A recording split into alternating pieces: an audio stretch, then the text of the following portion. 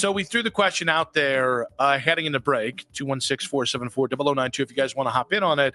JP, when do you expect the Browns to be good again? Because Damon Wolf's model says next year, 2026. I like the positive thinking from the model. I think there's too many variables with the quarterback spot to be like definitively, I think they'll be good next year. I think the expectation for the Browns is to be good starting next year, though. So I think if we say good and put a win total on it, I think it really gets dicey because 10 wins to me in Cleveland, that's not good. That's great.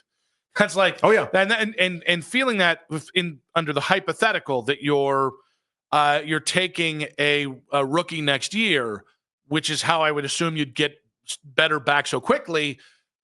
It's really tough to project a rookie quarterback. I know Jaden Daniels did it. I know C.J. Stroud has done it.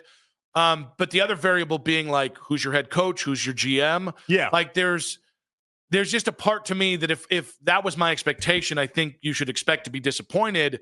To me, this year is about taking the pill, taking the medicine, and next year is about being competitive again. And competitive can look anywhere from 6 to 7 wins to 10 wins. Yeah, way too many variables, but also then with the idea that if we just play with the understanding that it's Barry and Stefanski and they're the ones in charge of next year, it's not like that elicits a lot of hope. Yeah, well, and I think that's – and because then it becomes, well, okay, what if you win 7 games with a rookie quarterback? Are they in trouble? You know what I mean? Like there's going to be so many wrinkles to that. I mean, just to add on to this thing, though, like I'm sure Browns fans have thought about it because we think about all these things, but like legitimately – not this upcoming season. In 2026 in week 1, you could have a different head coach, a different GM, and a different starting quarterback. Like the 3 things mixed with then an owner. The owner's not changing, obviously. I think there's 4 things that really matter in an NFL franchise, and it's those 4, and 3 of the 4 could be changed and different. And by the way, they could be changed out of order, meaning you get the quarterback next year, they win 7 games, and then go into 2027, you could change either the head coach or GM, and that then will complicate your rebuild because what's the first thing a new GM does? Those aren't my guys. These are my guys, and we're going to retool the roster. And I don't know, like if the 2025 draft is as good as we hope it is, you're not going to have as many holes going into 2026. So with 2 first-rounders, especially if one of them is the first pick overall, or if they're both top 15 picks, you should be able to 2027 feels right. But it's interesting. Like, we've had Barry and Stefanski talk about this, and they're like, it doesn't take X amount of years to do this. Yeah, they said it's not a baseball team. It doesn't take half of a decade. Yeah, I do think it's going to take 3 years, so. And barring something unforeseen like Shedeur being a franchise quarterback this year or growing into one of the next 2 years, barring something unforeseen like Joe Flacco striking – or lightning in a bottle one more time and you win 10 games this year. If this goes the way I think it should, this is a 3 to 5 win team this year. Next year, you're probably going 6 to 10 wins, with the emphasis probably being on the middle part of that, 6, 7, 8 wins. And then 3 years from now, when that rookie quarterback's got a little more under his feet, that's when all of a sudden, not just because to me, I don't care how quickly you win again. I care how quickly you build this thing the way that is a sustainable build. You were a sustainable build in 2020. Well, yeah. And then you tore it apart, and injuries tore it, and age, all this stuff tore it apart. The next time they win, I don't want to have to be guessing, are you going to be competitive again the next year the way we have, bouncing in between things year in, year out. And we can have fun along the way, too. I want to remind people of like what happened with the Patriots last year. That was a 4-win team with the Patriots last year. Why are they having so much confidence this offseason? And why did Patriots fans look like last year was awesome? It's because they found out everything they needed to with Drake May. And don't forget, the other part of the fun that you're talking about is we're going to continue to get steps away from Deshaun being the guy. And it's because it's not just the Deshaun thing. The Deshaun discourse weighed so many of us down. It was such a anchor. We turned into legal experts for a stretch of it, too. I mean, that was just ridiculous. Well, but I mean, even at the end, dude, we were picking apart 175-yard performances. And I was seeing ghosts with Amari Cooper getting a touchdown taken off the board that he would have had 250 yards and then came out the next week and completely stopped. The would have had game we need to stop, right? Can we need to just, because it didn't happen. We kept doing that over and over again. But do you know when we go to the young quarterbacks this year and beyond? I know. No, the would have had game is coming back. I'm hoping we set the precedent ahead of time that we can't do the would have had game. It's not how sports work. And I'm going to be guilty of it myself. You know I will be. Especially if it's Shedeur. At some point, there'll be a pass that Shedeur has that gets taken off the board. And I'm like, it would have been 175 yards plus that. And I'll be just as guilty as anybody. buddy, but let's work on this. So Damon Wolf, who is a analytics, NFL analytics, I would say analyst. That analytics. He has the Browns projected to be a 7-win team this year, 10 wins next year, and in 2026, and then in 2027, a 12-win team. When do you actually expect the Browns to be good again? 216-474-0092. Let's go with Adam in Lakewood. What's up, buddy? Hi, guys. Thanks for taking my call. Yes, sir. What you got for us? I'm tired of it. I'm tired of it. Not the Only show, Mr. hopefully. Barry can screw this up. If Mr. Flacco starts, we're going to be just fine. We're going to win 10 or 11 games. We're going to make the playoffs. We beat the crummy Steelers and the Purple Brownies with our worst squad ever. The only reason we were terrible last year is because we had no quarterback.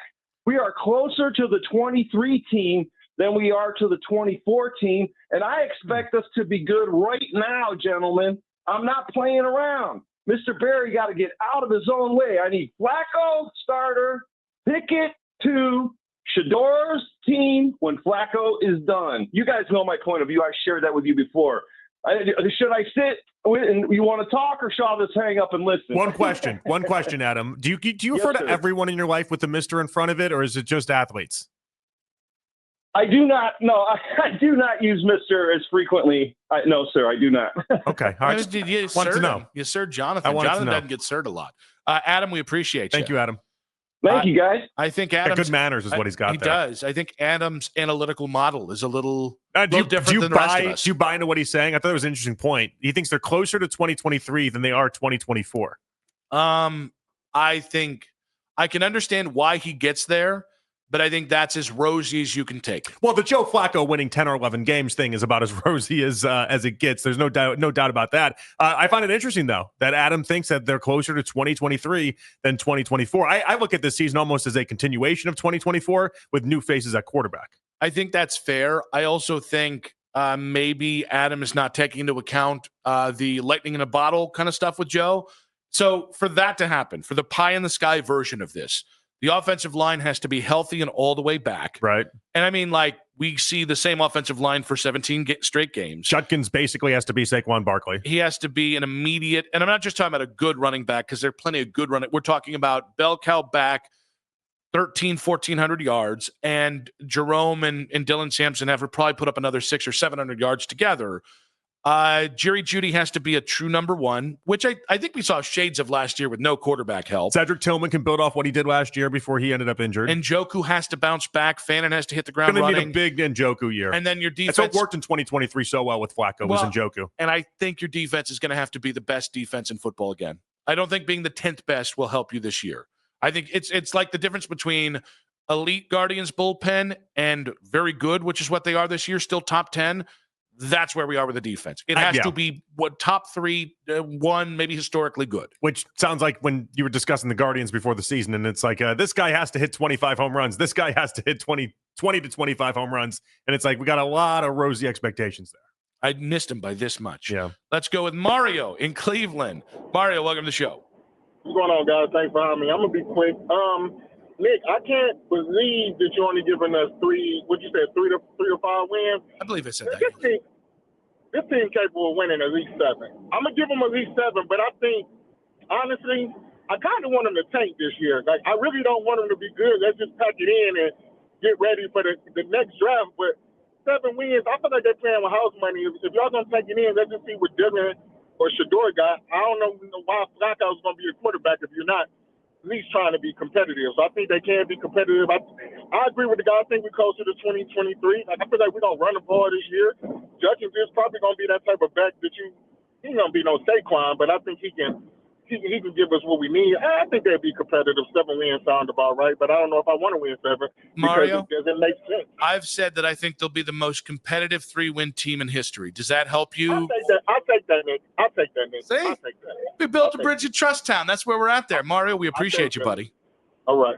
You had 6 teams in the AFC last year have 5 wins or fewer, including the Browns. Like, if you get to 7, then as far as your draft picks are concerned, it's going to be, you'll be the 8, 9, 10 range, potentially 11, 12 range. And can I also tell you where it's going to be really, really frustrating to live? because it's going to mimic last season in one regard. In the moment, the Snow Globe game, the Pittsburgh game on Thursday night, was one of the most uplifting, fun things that happened.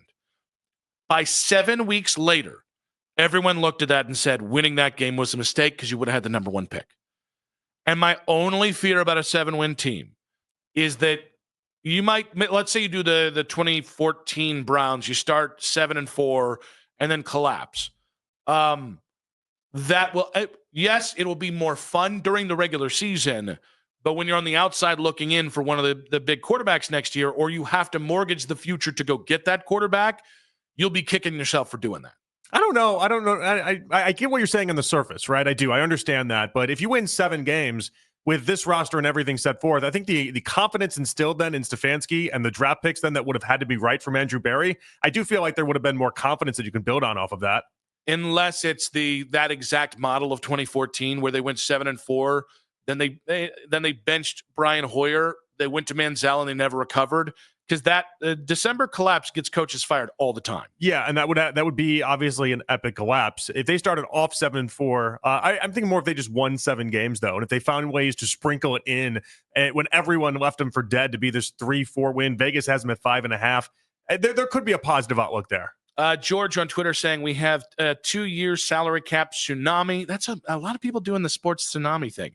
That'll be a huge drag on the Browns' ability to rebound quickly. It'll be 2027 before they get above 500. But it really won't be in many respects. Like the salary cap drag, it only drags in a sense that you're paying Deshaun Watson $46 million a year as far as the cap is concerned, which is the 10th highest as far as quarterbacks. Mm-hmm. Like people look at it like you're spending the top money for a quarterback in the entire league. Like, no, you're paying the rookie quarterbacks in back of that $1 million, $2 million, basically nothing. Let's go with Mike in Streetsboro. Mike, we got about 60 seconds, buddy. What you got for us? What's up, guys? Yeah, I think last year's quarterbacks were just caca, as we say. These guys will be better. They're going to win at least 6 to 7 games. If they can give the defense any kind of break, we'll be in them. All right, Mike, we appreciate that, buddy. Thank you so much. Where's the optimism flowing from today? That's 3 straight calls, by the way. Is it just been enough time where we haven't heard from them with mandatory minicamp in between training camp? Is this the time of the year? Because you'd think they'd read national articles and just see us get just waxed every single day. One, it's summer, and we've got distance from the suck of last year. So distance helps. Distance definitely helps. And we're also enjoying the nice weather. 2, we love Joe Flacco in this town. And 3, the Browns have promised to go back to when they were successful. And I think people still think it basically is buying into the idea that Deshaun was the only reason he went 3-14 last year. And 4, I don't think many of us are having the honest conversation of how not great a quarterback room with Joe Flacco, Kenny Pickett, and 2 rookies that were taken in the middle of the draft, how actually bad that looks when you put it up to cogent ideas at quarterback this year. Okay, Joe Flacco, Kenny Pickett, Dylan Gabriel, Shedeur Sanders, Joe Burrow. Oof. Okay, those 4 quarterbacks. Josh Allen. Oof. CJ Stroud. That's why the first 6 weeks of the season I keep maintaining is going to be incredibly hard because look at the court. You're not a favorite in any quarterback matchup.